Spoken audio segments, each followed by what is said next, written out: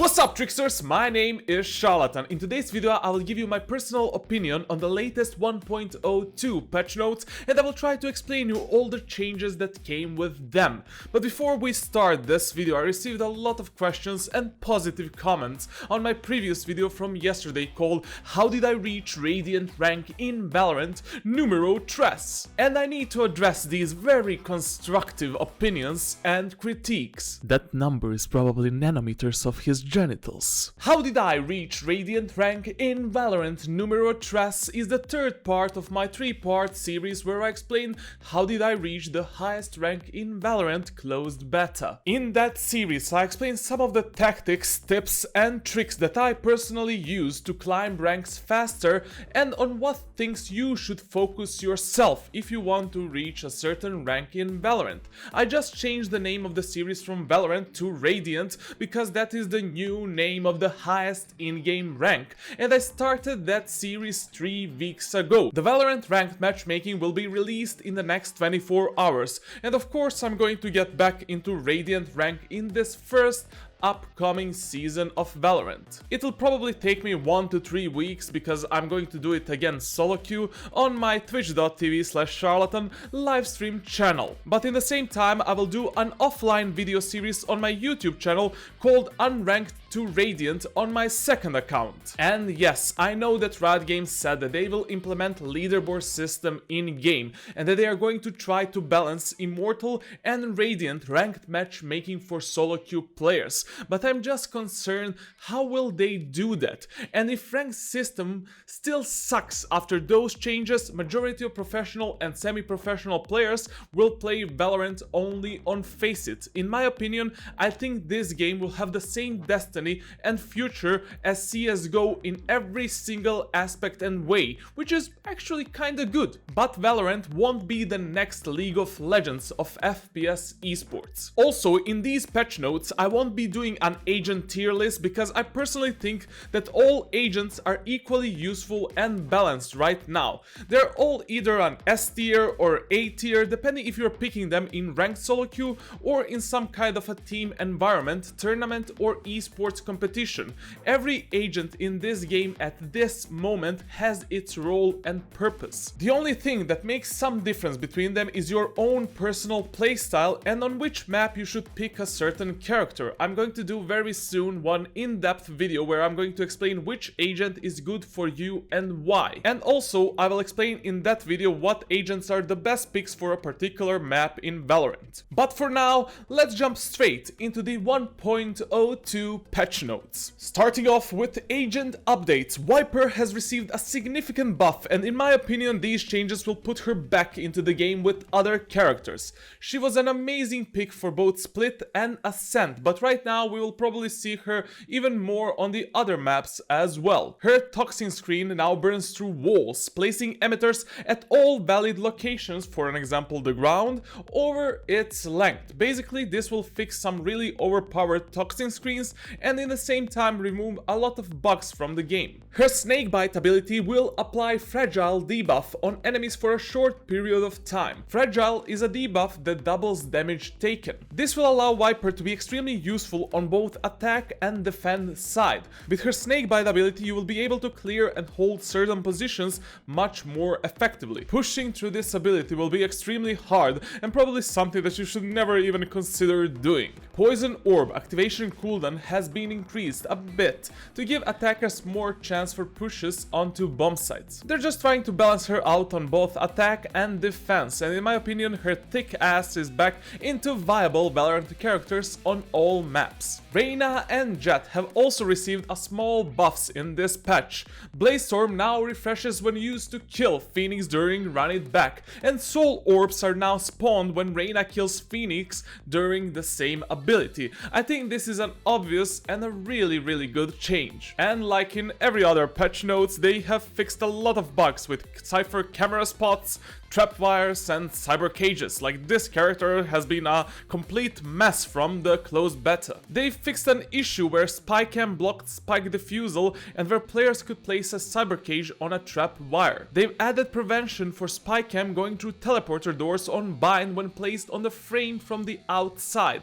and his smokes have been tuned just a bit. They decreased blind fall-off value and near-sighted intensity. Basically, pushing through a smoke will still be a risky play, just a bit more reasonable. From weapons in this patch notes, they've only touched my dear Bucky. In the past 2 weeks, I found myself playing this weapon a lot. For only 900 credits, you get a one-shot machine if you know on which distance you should use left click or right click. And also, you need to get the feeling for range on which this gun is able to one-shot targets with both firing modes.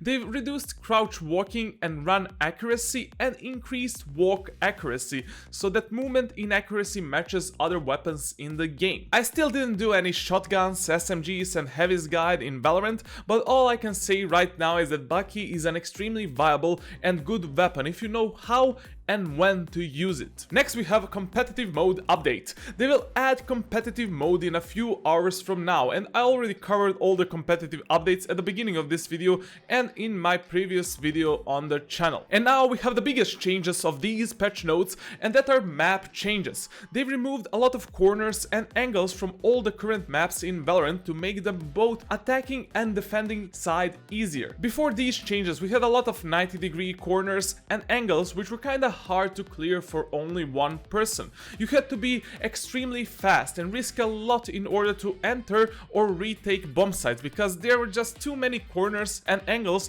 in which enemies could potentially be hiding. And above everything, you had to spend a lot of abilities to take the control of a certain map area that is not even directly connected to bomb sites. As they've said in their patch notes, the intention is that angles that are more difficult to clear are most commonly found in areas meant to reinforce existing territory control. This is to emphasize ability usage and teamwork in order to reliably gain control of these locations. An added benefit is that this encourages ability usage and combat engagement to be spread out across the map, which can help prevent the frequency of scenarios where all of the players expend all of their abilities and ultimates in the same place at the same time. I think every single map change that they've made is on point, and I will try to do a video where I explain these map changes more in depth and what do they mean for competitive play. For now, all you need to know is that clearing angles and corners should be much easier, and a lot of camping spots have been nerfed. There were a lot of HUD and UI changes, battle pass changes, contract and agent section changes, as well as the mod updates, performance updates and bug fixes. You can read all of them in the article down below in the description or here on the screen, but they are all kinda insignificant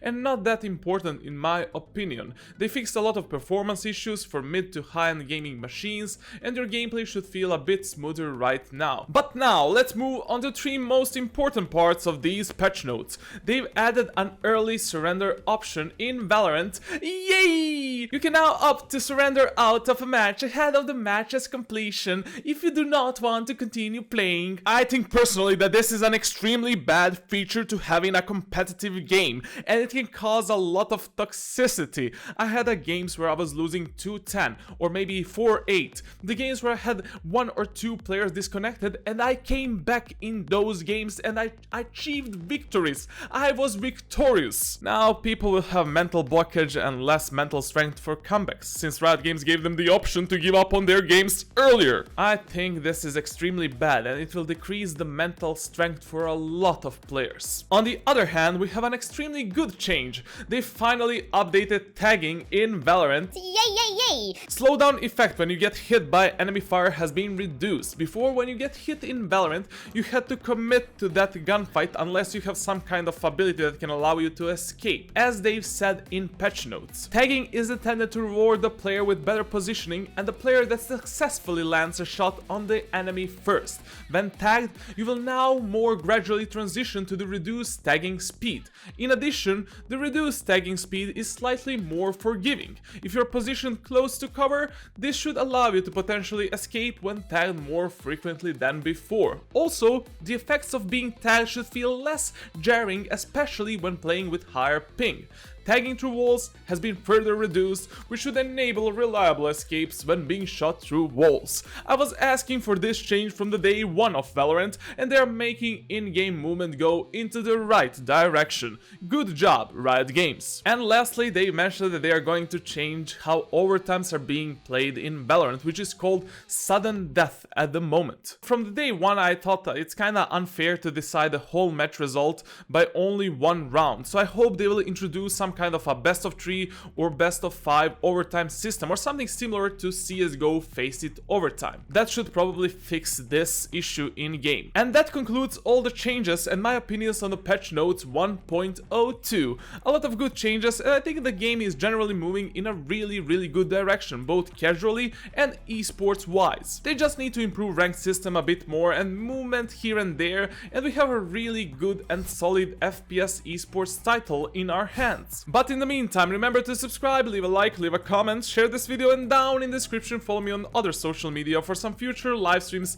and announcements. You can also join my official Discord server. I want to keep in touch with all of you, my dear friends. I'm yours, one and only, Warden of the Valorant community. Thank you for watching, and let the grind to Radiant rank begin. Cut!